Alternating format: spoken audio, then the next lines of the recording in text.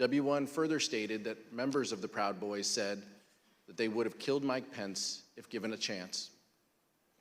We understand that congressional leaders and others were evacuated from the Capitol complex during the attack.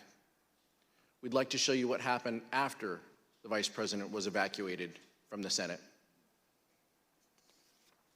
The Select Committee has obtained never-before-seen photos from the National Archives that show Vice President Pence sheltering in a secure underground location as rioters overwhelmed the Capitol.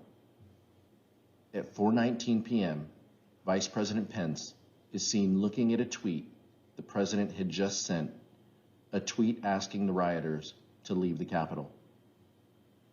After 4.5 hours spent on working to restore order, the Vice President returned to the Senate floor to continue the certification of electors.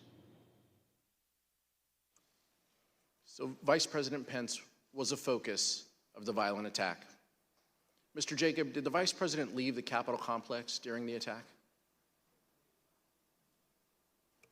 He did not. Can you please explain why the Vice President refused to leave the Capitol complex? When we got down to the secure location, Secret Service directed us to get into the cars, which I did, and then I noticed that the Vice President had not. So I got out of the car that I had gotten into, and I understood that the Vice President had refused to get into the car. The head of his Secret Service detail, Tim, had said, "I assure you we're not going to drive out of the building without your permission." And the Vice President had said something to the effect of, "Tim, I know you, I trust you, but you're not the one behind the wheel."